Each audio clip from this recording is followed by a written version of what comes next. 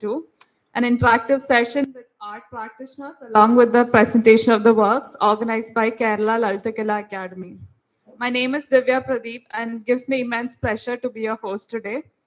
So today we have two speakers presenting their works for us. It is my pleasure to welcome the first speaker of the evening, artist Manisha Parekh.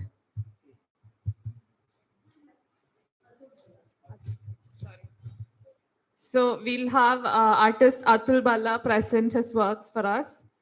Atul Balla has explored the physical, historical, and political significance of water in the urban environment of New Delhi through artworks that incorporate sculpture, painting, installation, video, photography, and performance. His recent solo shows include Anhedonic Dehiscence at Vadera Art Gallery in New Delhi 2018. You Always Step into the Same River, Sepai I New York 2015, On the Edge and Yaki Kuch Aur at Vadera Art Gallery, New Delhi 2011 and 2014 respectively. He was also the Mellon Artist Research Africa Fellow at WITS University 2018, Johannesburg, with the project The Excavated Distance of Gold, examining acid mine drainage at the gold mines.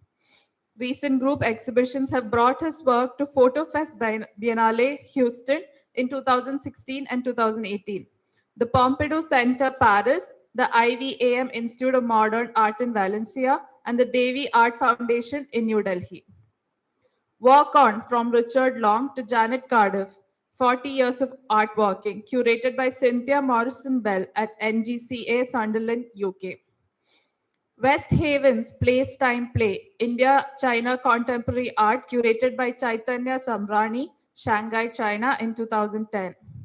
Installation of I Was Not Waving but Drowning Too at Harvard Art Museums, Cambridge Harvard Art Museums, Harvard in 2018.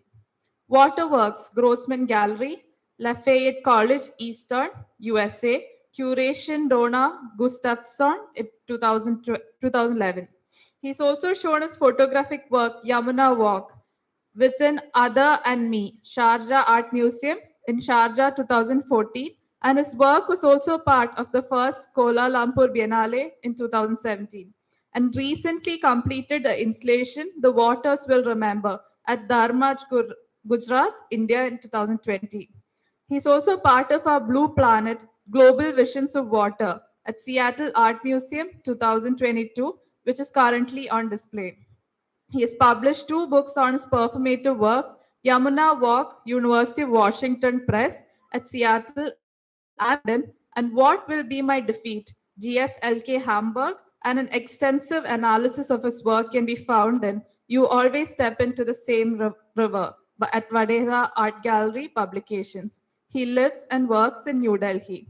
So let's welcome artist Atul Balla to present his work.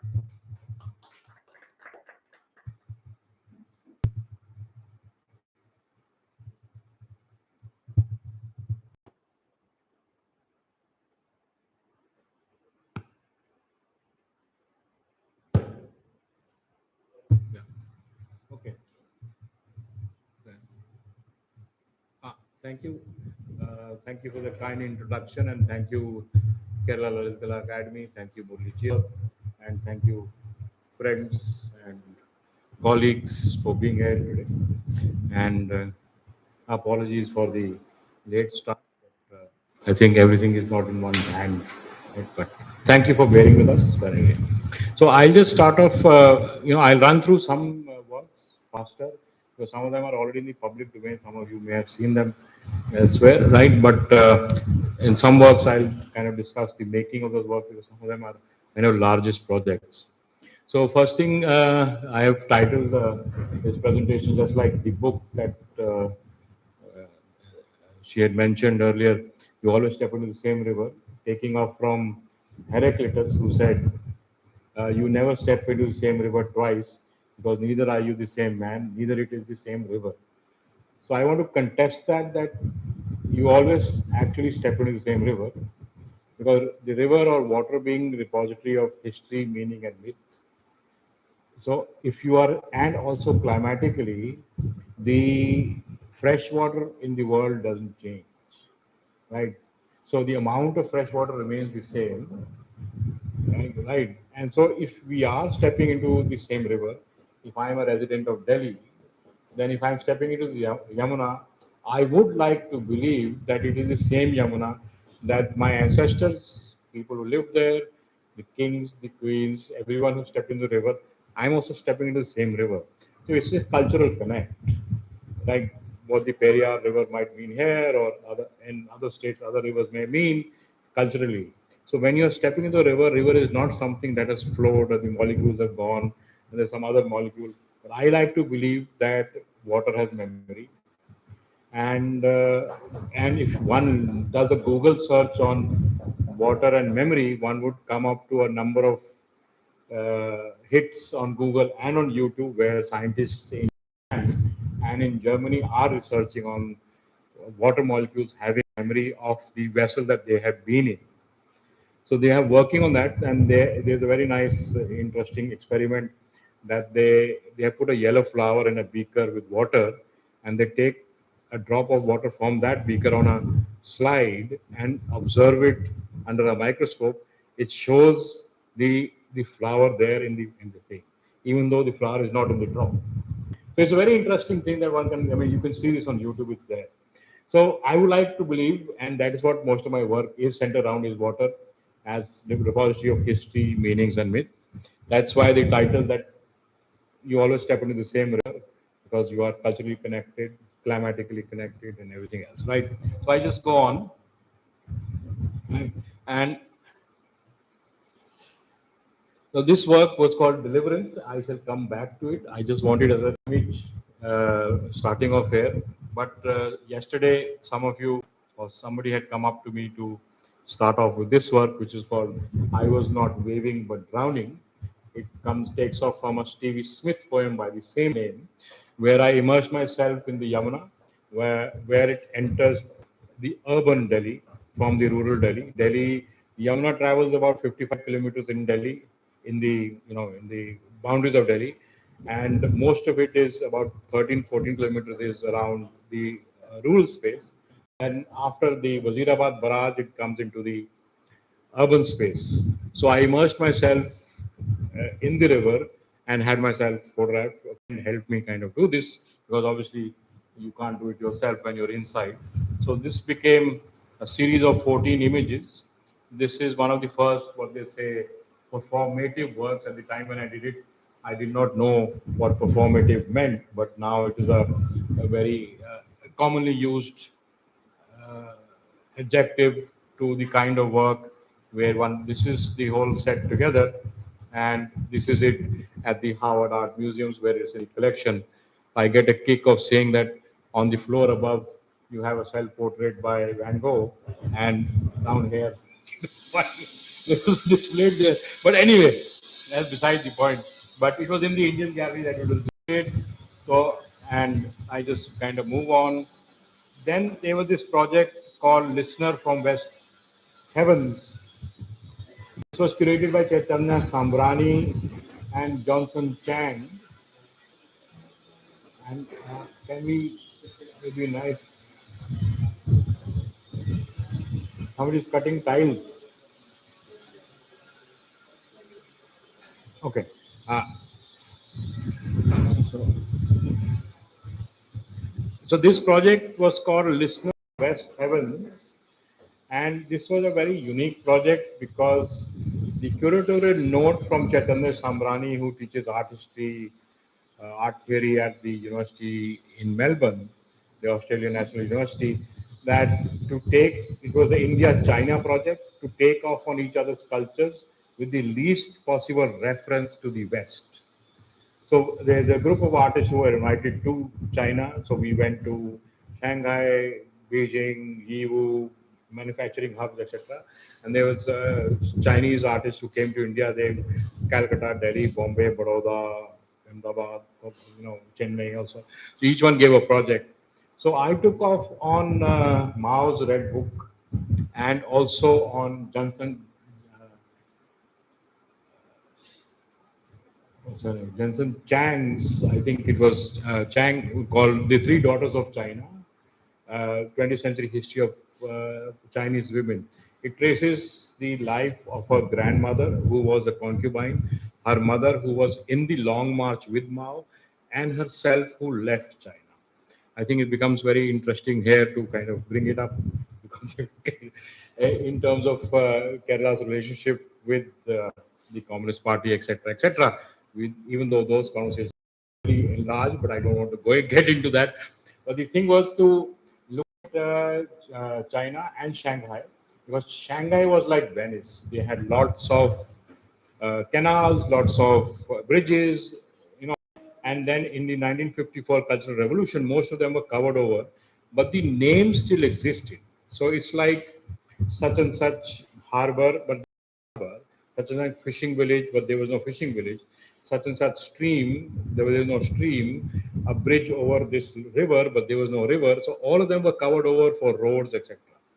So, but the names still existed and the names had water in them.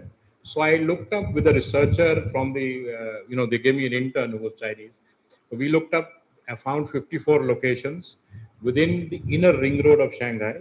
And I was performing this image that I'll show you. The video has me kind of listening to water as a repository of history, meaning of wealth. Because what happened was when we reached a location we were about to shoot, this is 2010, the expo in Shanghai. So we looked up the map. It was supposed to be a housing complex, which was named after a water body. But when we reached there, the housing complex wasn't there. So I thought we'll just shoot the parking lot. It had become a parking lot for the expo. So we shooting the parking lot, and then we had the police sirens come in, and they said only saying stop, kindly delete, delete, delete, delete, please stop. So they asked me to delete everything that I shot. They pointed my video camera towards the wall, rewind the whole film, and then asked me to kind of shoot over it. So all of that happened. I said, "Why are you doing this?" And then he said, "No, this is the army." I said, "Where is the army in the parking lot?" There were three gentlemen exercising in shorts and vest. They said, that is the Chinese army. So obviously, just like in India, some phone calls went around because we were invited by the China Art Academy. So some phone calls went around, and after that, they said, "Okay, you're allowed to do what you want." And but what happened was, because I wanted to intervene in local spaces, but people would keep away from me, because if I'm doing a stupid thing like this, they would think that I have the party sanction, and they did not want to interact with me. So it became a kind of interesting thing. I was allowed to do it, but then local people would not interact with me because it became interesting. So this was two consumers sandwiching a black. Uh, this is in Chang's red book. She said that during the Cultural Revolution, it always said two reds sandwiching a black. Red obviously meaning a party member, and a black is someone who does not conform to anything.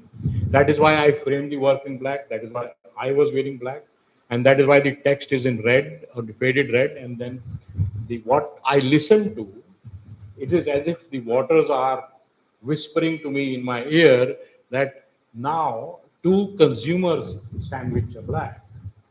Right. So what has happened is it was a huge eye opener because we imagine China to be something else.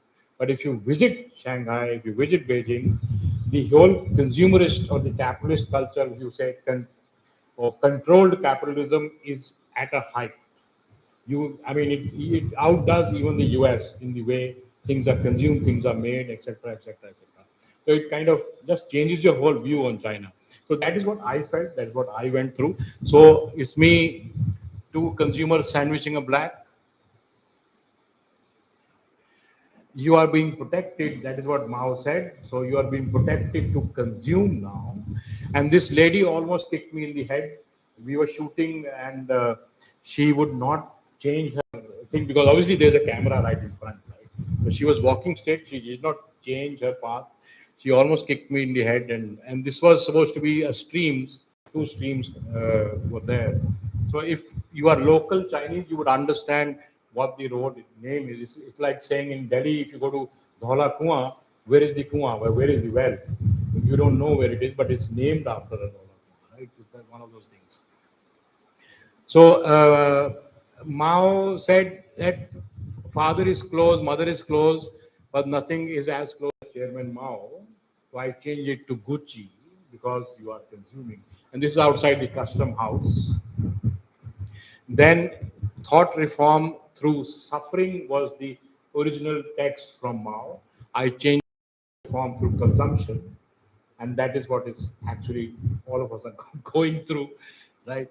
Somewhere or the other, that is the word what the world is coming to. And then some out of these, you may also ask, there were three, all this text was sent to the party, and then it came back with three suggestions to censorship. One was you can't use the word red flag, you can't use the word construction, and there was another word. So this particular image and text was censored. So I had to make a choice of whether to exhibit it. So I asked them, if I exhibit, what happens? And they say, we bring the whole show down. So I didn't want to inconvenience any of the other artists. So I exhibited the whole work as a black light box with just two red inverted commas. So it was a kind of a protest against censorship. So the original text is consume first, suffer first, and construction will take care of itself. The original was destroy first, and construction will take care of itself. Then wave the consumer. It was wave the red flag. This is from Zhang Chang's book. Now I remember, or Three Daughters of China. So even if you didn't believe in the party, you still had to have the red flag. So it was that kind of a thing. So now you have to have a consumer flag. And then this is outside the party office where Mao came to a decision to do the long march. This is in Shanghai. I was allowed to shoot here. So look at the permissions that were allowed. And Li Feng was a fictitious character that Mao had made, and everybody would follow. So that day Mao would say, Li Feng is helping old people cross the road. So everybody would help old people cross the road. Li Feng is cleaning the streets, so everyone would clean the streets. So I put down Li Feng is eating at McDonald's today, right? So now, so that's about right. And you could not use the. This was also censored. You could not use the word communist, right? You are going through a test, and consuming will make you a better communist, right? The original was going through a test, and suffering will make you a better communist. This is from Mao's Red Book, so I had kind of taken that. And employed to consume but under control and surveillance. This is outside the largest abattoir in Shanghai. It's a beautiful building, now it's been turned into an art gallery. And this is one of the markets there. Consumption has to extend to cousins 9 times removed. In the book by Zhang Chang, Three Daughters of China, she mentions that if you were found to be not on the party's, not only you, but your cousins 9 times removed would be executed. Right. So now consumption has to your own family to cousins 9 times removed. And this is just Mao. Obviously, everybody knows that Mao said, "The more you read, the stupid you become." So I changed it to the less you consume, the stupid you become. Right. So this is what I think it quite pertinent to the times that we are anywhere else in the world. This is how they were exhibited as light boxes. They were 1.5 meter by 1 meter. And you can see the one in front with the two red inverted commas. Those are the ones that were censored. So I did not exhibit them. This was part of the listener from West Heavens, Chaitanya Samrani's creator, and Johnson Chang. This is the same work. Then nothing is in chronological order. I'm just bringing in projects. Then I did another project in the Chennai Photo Biennale, the previous one. This is 2018, I guess. Yeah. If the river runs in me, where is the sea? What I had done was the location was the Senate House in Madras University. The Senate House used to be a swimming pool, then it became a ballroom with the British. And as you know, even in Kochi, where the fishermen are usually the first people who are displaced, because the Senate House is on the beach road on Chennai, next to Marina Beach. The fishermen were not allowed to move, so they were pushed north and south. So if you go to Chennai today, most of the fishermen have been moved to Kasimedu, which is north of Chennai, and that is the largest fishing village there. So what I did was I went to Kasimedu and I also went to Pulikat where we have a large fishing community, and I photographed all of their homes, their nets, their making of things, because that would have been outside the Senate House. Like the Marina Beach is also an artificial beach. Please, you should all, I mean, I think maybe probably everybody knows, Marina Beach was created by the British by making an artificial harbor up, up the coast. So because of that harbor, there was a shank put in. So the sea changed. So that's why the sand keeps on piling up on the Marina Beach. That's why it is the broadest beach, probably one of the broadest beaches in the world. So all of these were artificial things that have come up with the British at the time. And Senate House, obviously nobody wanted, if you have a swimming pool, you have a ballroom, you wouldn't want fishermen outside the ballroom, right? So they were all pushed over. So I wanted to bring back the fishermen into the Senate House. So this was the project that was done at the Senate House. And I photographed all the boats that were there at Kasimedu and Pulikat and brought them in. And you could enter, it was like a maze. So you could enter the whole thing. They were all photographs done on, the new media that has come up. It is waterproof and UV protected, and you can all the tallest prints were 22 feet. They're all photographic prints. The smallest prints were 7.5 feet, 7.5 feet, and then there was a series of images, repairing to nets to all of that. And this is the sea that I wanted to bring in. Outside, I had all the sea. Then you can also, this was this way done this way. And these are the houses of the fishermen that I photographed, also put in part of the thing, and also the fishing business of fishing and etc. that was brought in. And these were the larger images which were not 22 but at least 14 feet high put together. And these were the 22 feet high works. And that was in Chennai. And this work is called What Will Be My Defeat. It takes off. It was a Yamuna LBA project curated by Ravi Agarwal and Till Krause. Two rivers, two cities, Hamburg and Delhi. I was one of the artists who have done projects in both locations. I think Navjot Altaf and I think Ines Lakma Tayar, who was a German artist who did works at both locations. So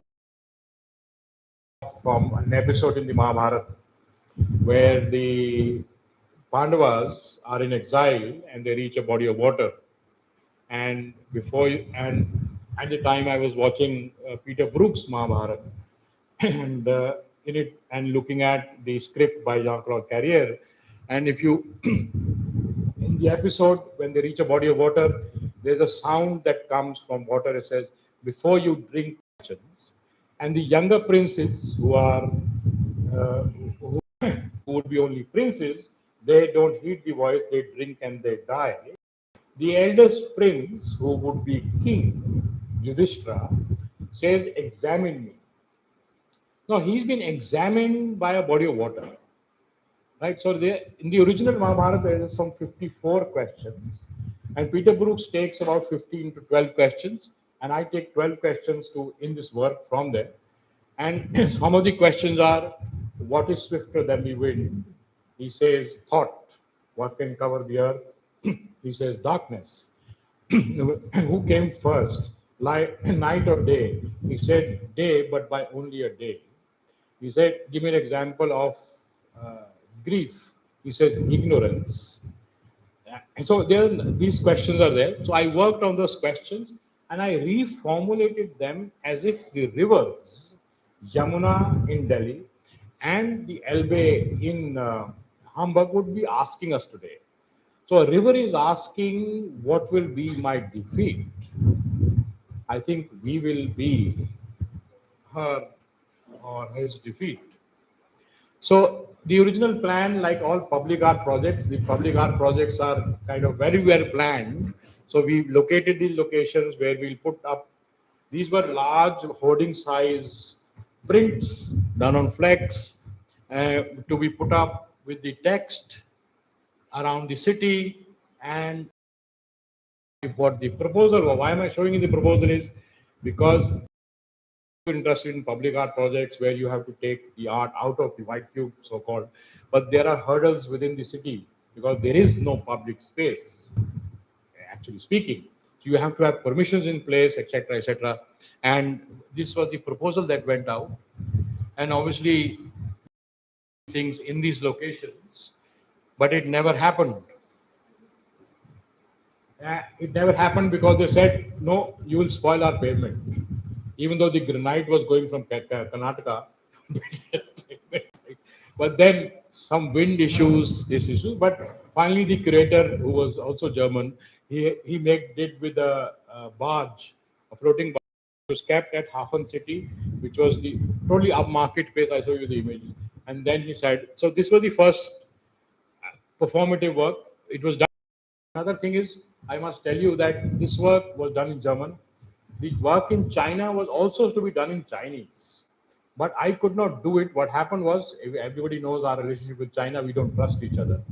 So when I gave them the text in English, they translated it in Chinese.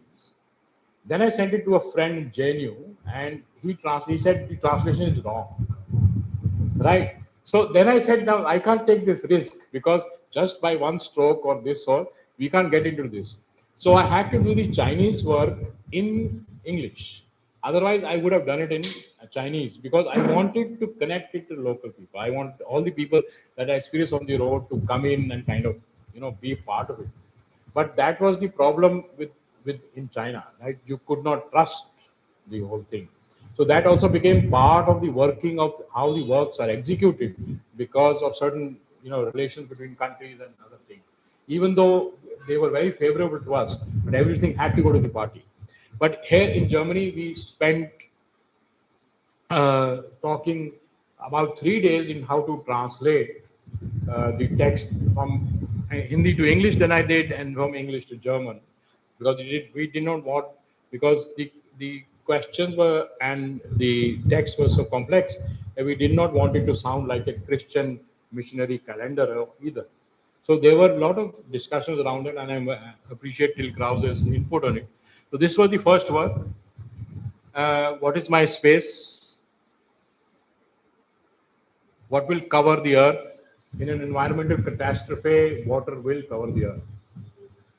Right? So we are all cities on the edge of the sea, like Kochi or Bombay or New York or Boston. Some parts will go under. What is my madness? Right? I think Kerala has gone through a number of floods in the last 2, 3, 4 years, which have changed the whole thing. What else can you say but madness of nature or whatever you might want? What is my thought? This was again from the question of what is it. But here it is interesting because if you can see the blurred cyclist, they almost ran over me there. Cyclists in Germany are very, their paths are very sacrosanct.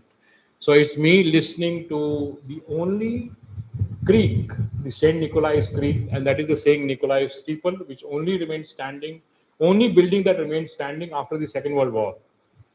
So I was listening to that, and the creek is the only one which does not have gates. Otherwise, the tide in Hamburg is almost 3.5 meters to 4 meters. It goes up to. So sometimes the water can totally come into the city. So they control every creek where the water may enter because there's a lake in the center of the city. So they don't want it to be inundated. But this creek that remains open. So it's a natural creek, and the water comes and goes. So it's a different thing. So it's me. What is my thought? What is my cause? What is inevitable? And here Yudhishthira tells the water body what is inevitable. He says happiness is inevitable in the Mahabharata. And why do I revolt? Yudhishthira's answer is to find beauty either in life or in death. I'm at the mouth of the river in Fredericksburg, and the tide comes in very fast. So in just 5 minutes, it was almost 3 feet. So I had to almost run when we were shooting this. This is outside. What is my poison? He says, give me an example of poison. He said, desire. And this is outside a nuclear power station outside Hamburg, which has now been shut down since then, right? And And what is my grief? It says ignorance. This is out a contaminated beach in Hamburg. If you can see the power station is in the background, and then the next one, I'm outside the power station where you're not supposed to enter. You can't take photographs, etc., etc. So what is my opposite? He says myself. And what is the greatest wonder? He says, Yudhishthira says, each day death, death strikes and we live as though we are immortal. And what will be my defeat? Then I kind of redid the work almost differently in Delhi.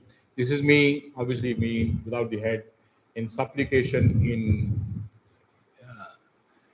in forgiveness, in I don't know whatever you might call it, in terms of or in sorrow to the river, because Jamuna is probably the most polluted river in the world. Right? So I think we are beating China in terms of pollution at least, if not anything else. But so this is to the Dvapayan, and Dvapayan is, if you know, Krishna Dvapayan Vyas is the name of Vyas, right? And the myth goes that Rishi Parashar was traveling and he reached Kalindi, which is the Yamuna, and he can't find somebody to ask him to cross the river. So he asks Satyavati, who's the daughter, to take him across. And Satyavati agrees to take him across, but then this Parashar can't take his eyes off her, and he asks her if he could make love to her. She agrees, and then the myth says that the clouds kind of cover them to give them privacy. But the thing is that the conception of the child is on a boat, which fascinated me. And also they're on the river in this thing. And the child that is born on the island is called Krishna Dvapayan Vyas. He becomes Ved Vyas compilation of which everybody knows, of the Vedas, etc. So it's me. And Dvapayan is also the name of the lake in which Duryodhana goes and hides. In the end of the Mahabharata, where he gets very tired, to recuperate and to hide from Bhima, who's kind of after him. And he hides in this lake. What the interesting part is that nobody can break him out. And he can only come out of it out of his own volition. So that also fascinated me, that Dvapayan is a name of the author. If you take Mahabharata to be a piece of literature, its name of the author is in the book and helps kind of rejuvenate a character. So, so what is our Dvapayan? Where do we locate ourselves? How do we rejuvenate ourselves? How do we look? So it was about water bodies, as if the answers and the question come from water body, from a water, and then finding ourselves also through water. So this is what the work came out. It was part, and then it's a different parts of Delhi. This is in West Delhi. This is called Babar's Pool. It's in Nazargarh actually, and it's me again in sorrow and without headless kind of. Uh, and this is at the Purana Kila, old fort in Delhi, where the horse would have been there, right? And this is at Lal Kuan in Old Delhi, where on the left you would have the Aman Committee police post. This is where the riots in Delhi took place, Hindus and Muslims in the 70s, 78, 79, I guess. And the barricade always comes here because if I move further up, it will be essentially a Muslim area. If I move backwards, it will be essentially a Hindu area. So whenever there's a riot in Delhi, in Old Delhi, this has been the place, and they always have the Aman Committee police post there. This is called Lal Kuan, and so obviously there's a history of water. Again, looking at water, looking at water having the paucity of history, meanings, and myth. Well, in Old Delhi, it's outside the Old Delhi railway station. It has been appropriated within Hinduism, which is very obvious, right? But everybody drinks there, this thing. But now it was an open well. Now it's been covered, but the water is still there. Interestingly, Old Delhi still has a lot of wells. Water level is about 15 to 20 feet. Some of the hand pumps have gone dry. I'm not going to go into that work because of the metro coming in, because the metro has kind of dried up the hand pumps, right? So the water access to underground or water table has kind of reduced. This is where the Sahibi River from Haryana comes into Delhi. This is the Delhi border with Haryana, again at Nazargarh. And this river is now becomes the Nazargarh drain. It goes as a river to Nazargarh. When then Dwarka subsidy comes up, it actually becomes the Nazargarh drain. This is the largest drain that falls into the Yamuna. Right? And this is another work. This is the Chapadwala Coup. This is the thatched well in Karol Bagh. So if earlier my family came to Delhi after partition, so all direction was given from this well. The well still exists underneath, it still has water. It has been covered over for the next thing. So it's about looking at that also. And this is the Khari Bauli. Khari Bauli literally means the brackish well, step well. So where is this brackish well? Looking at after that names and all that. And also this is Fatehpuri Mosque, is a very beautiful mosque. If you go to Delhi, please do visit. Oh, so sorry about this again. And this is the at Panchkuya Road. Panchkuya means 5 wells on the road. But where are the 5 wells? What is the memory of water? What is the memory of history? The other day, it is very interesting that we were at the university. I incidentally teach at the Shivnadar University. We were discussing Marquez's work, 100 Years of Solitude, where the city is condemned to forget the city, right? So the gentleman who was reading a part of his essay, he said that maybe we as Indians are also condemned because we don't value history. So it's one of those things that came up to my mind in the sense of also looking at water through history. That are we really condemned to forget history? And that is why we keep falling into the same traps of whether it is communal tension, strife, borders, etc., etc., etc. This is the same work how it's exhibited, and this is the same work at the Kuala Lumpur Biennale that was exhibited.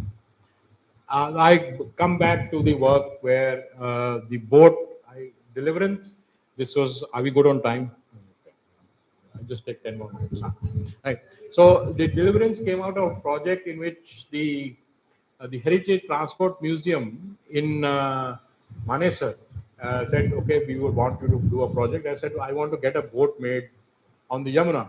And they started laughing. Jamuna pe, sorry, I'm going back to Hindi. Why would you need a boat on the Yamuna? It's such stinking, it's a nala, right? You don't need a boat on the river. I said, that is precisely the point, right? So the curator, in this case, Priya Pal, and the owners of the support of the transport movement agreed to my whim to make this boat on the Yamuna River because then I went and researched the only boats on the Yamuna are boats made by scrap metal and eucalyptus wood. They are not real boats. They just need to go into the river, throw your ashes, and then come back. And usually you find them at Kutsia Ghat, and there is no other boat. But then when going up and down, I found somebody who was repairing a boat because all the other boats are from the flood department, so they are fiber boats. But then I found this person who was repairing boats, and he said, I said, where are you from? He said, Gadmukteshwar. Now, Gadmukteshwar is almost about 100 kilometers from Delhi. This is the closest spot on the river Ganga to Delhi. So it has become a dham now in UP because most of the dhams have gone to Uttarakhand, Rishikesh or Haridwar. So UP has claimed Garmukteshwar as a big dham. There's a history to Garmukteshwar during the 1857 revolt and afterwards also. But that has become a dham. So this person who was there as a boat repair, he said, no, I'm there, you come to me. So I went to him. I went to Garmukteshwar and he said, I said, no, so have you ever made a boat? He said, yes, I made a boat. I said, chalo, let me see what you made. So he said, you give me my daily wages and I'll come with you. I said, okay, I'll give you your daily wages. Come. So we went down further downstream to 70 kilometers downstream to a place called Ahar. Ahar is a Gupta period excavation site, right? And there in the reserve forest of sal trees, he took me to the river, and on the river was this huge boat, almost a similar boat. They call it a pataya now. So they make planks, and he said, "इसमें 5 डंगर चले जाते हैं." If you know, it says you can take 5 cattle across the river in it. So you could take 5 buffaloes in the boat. So it's that big a boat. So he said, "Can you make this for me?" And he said, yes, we can. So when we were going back, then he said, "No, I can't." I said, "What do you mean you can't?" Then he said, "No, I never know. I didn't know. My brother built this one. I don't know how to make a boat."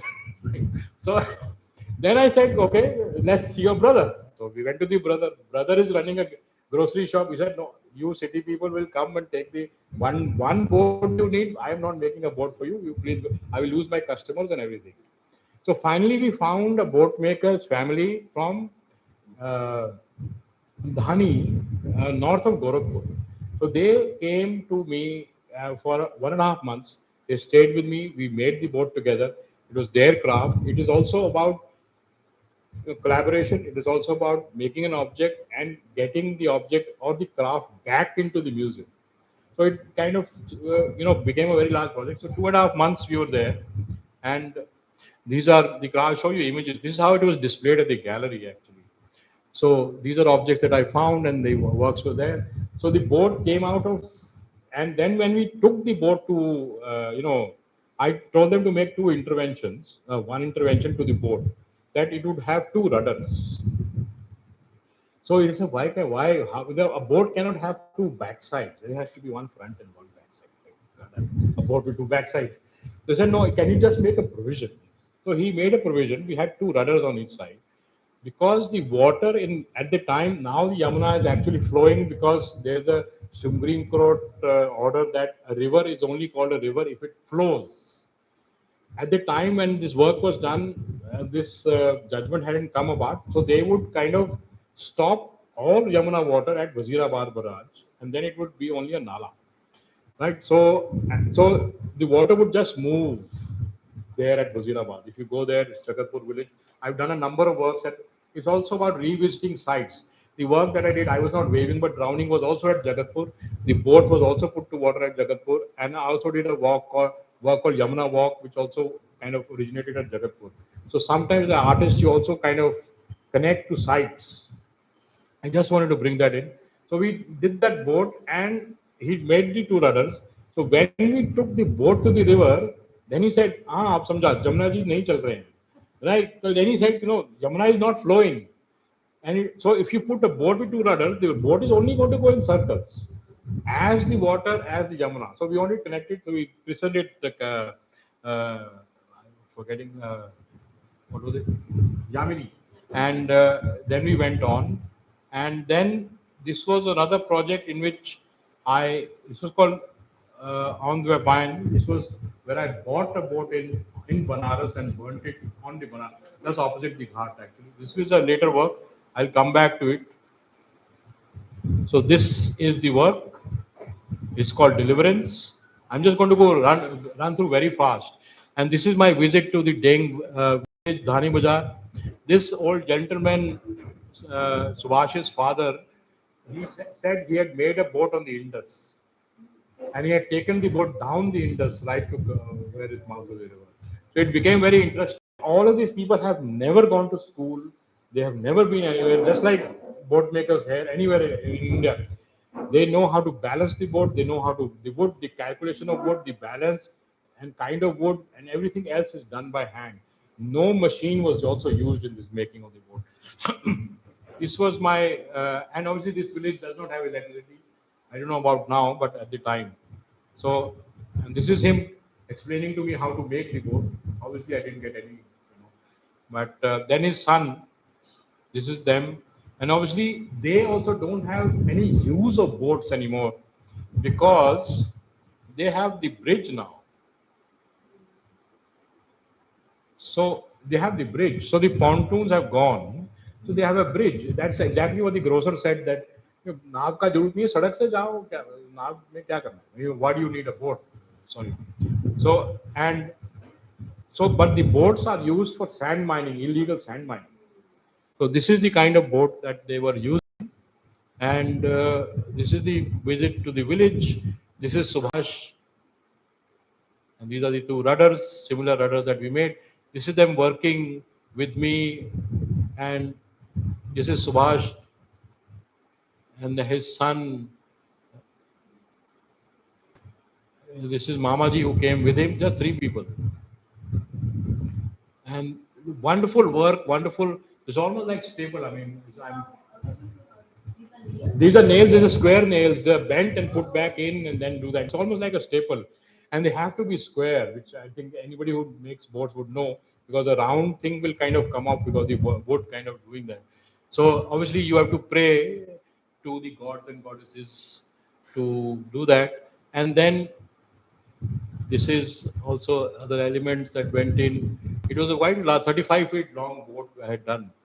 And then the crevices, because no artificial waterproofing is used. So we filled the thing with the roots of the dark tree. This is the flame of the forest. So they will, the moment it touches water, they will expand, and the whole thing becomes almost waterproof. And this is how they're bending the wood to do that. Heat and the wood. And finally, this is Ram Bhavan, and then praying to them. And then the final day, obviously, without liquor, you can't pray to the gods. So you have the liquor there, and also the four gods. There's a whirlpool god which I never knew of, and so obviously there is. I don't know. I forgot that actually. Sorry about that. And then obviously, and then you need a woman to actually, with rice paste, they have to put the marks. So my maid, who is she did the actual christening from to the boat. She's from Odisha, so she did this thing, and then finally to the Yamuna, and you can see the two. Now you can see the two rudders. Actually, this is one rudder, and this. So this is going back. Sorry, I'm coming back this one. And then it was, it was how it was finally displayed at the museum. This is the Heritage Transport Museum in Manesar. If you go to Gurgaon or this thing, it's a nice museum, a lot of cars, but there's one boat. So, and conceptually, we kind of exhibited it on the first floor. So there's a kind of underwater cafe there. So you can see it from below. And I had images of, people who live by the river on the thing. That's me, and the whole beautiful nail work was absolutely wonderful. So this is also about a dying craft, because I wanted to do a boat, because the boat from Kerala, Gujarat, or even Calcutta, Banaras are all in the public imagination, but this is an Upper Ganges boat which is not in the public imagination. So it was about taking a craft, trying to save it, document it, and taking it to the museum. So it served two purposes. So this was with mirrors and stainless steel waves. When then, this is how they were exhibited. I'm just going fast. So this is with the two rudders. That morning we took it, so you can see, and this is also there. And this is the book, and also this is how it was exhibited with the works. And this in the corner room there was a video in which the boat, I don't have time to show that, but it's called On the Vapine. Also it is about the burning of the boat, and in the right hand corner you see that work, which one photographic work that was also to the Vapine. So there were three works: to the Vapine, from the Vapine, and on the Vapine, right? So it kind of looking at objects that I found by the river. And did you step into the same river was also a takeaway sticker. Some of my works I also give away, stickers to take back and work. Then there was this, I don't know, we have time? Okay, so maybe I should. Hi. So, okay. So this is last project, I'll go through this. This was looking for water in Johannesburg. Johannesburg is perhaps one of the two cities, maybe, or maybe the only city which is actually built on gold. There is no water.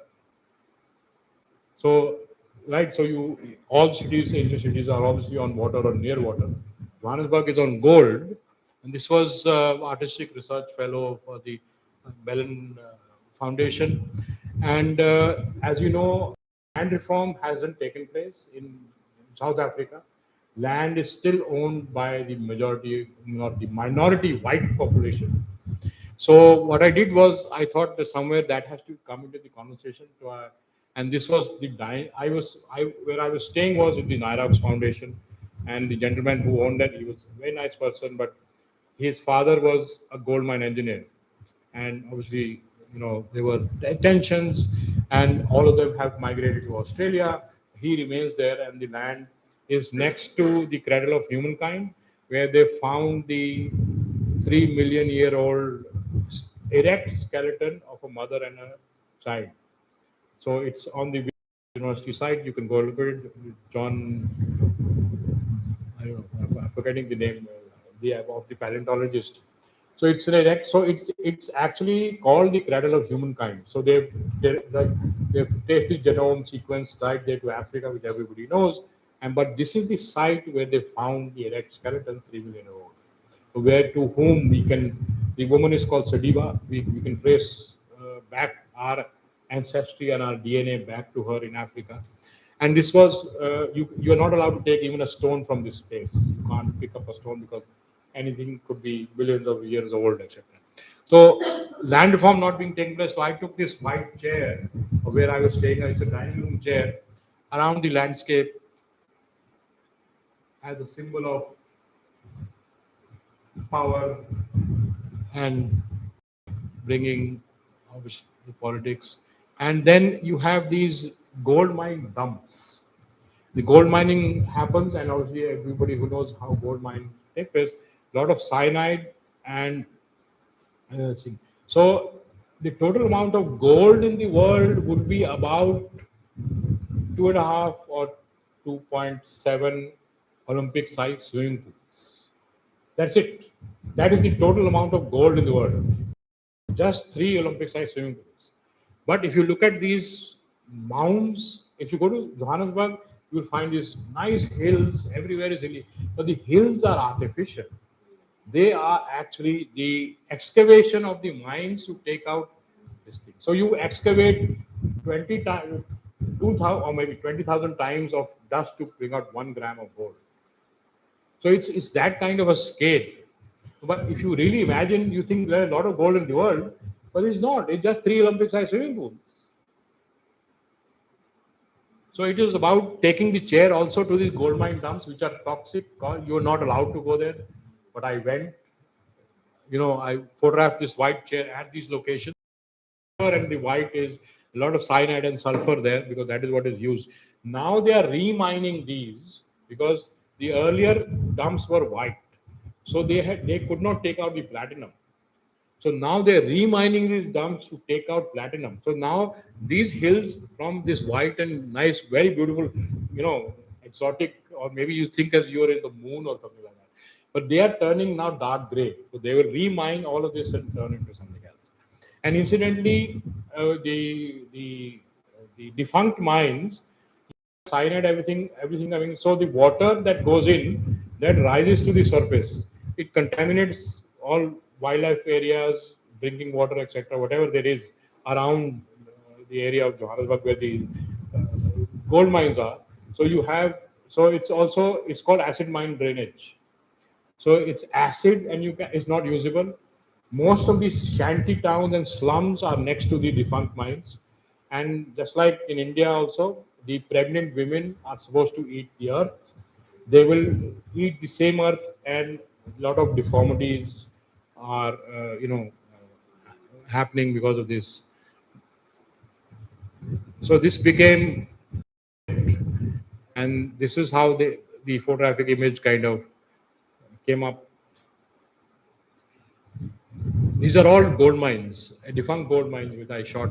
So the black and gold was also part of the work. It was shown, this work was actually shown at the Chamber of Mines. It was shown in the gold mining uh, department. And I uses the fences, I use a lot of other things. The ones that you see, those are the pendukas, illegal gold mining things that they use. And I used again the Zulu text to connect to local people. I did not want to use English or Afrikaans, and I used Zulu, and I can just show you. And there was sound of the sound that they have very heavy metal balls inside. How you extract it from the earth? You keep on rotating it. So if you read, see, excavated distance of world, almost here, still there, unseen depth of dust, right? So, and distant falls hills is referring to the hills, and imagine water red, try time again, and what is it? The distant, the unseen depth of dust. Then I think I should stop here because then I'll go into a partition project which will take too long. Thank you. I'll take any questions. 5 minutes.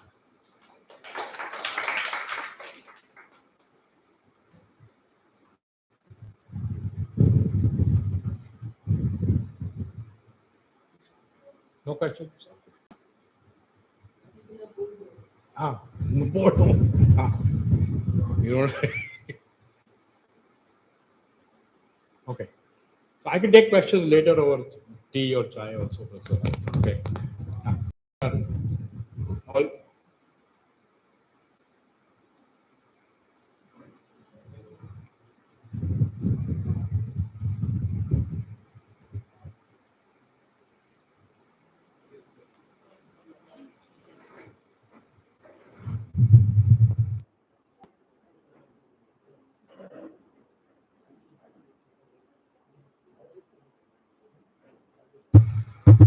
Thank you so much, sir, for taking us through your work. So, we have the next speaker for today. Let me invite artist Manisha Parekh. Manisha Parekh is notable for. Okay, we'll have a tea. We'll have a tea break now.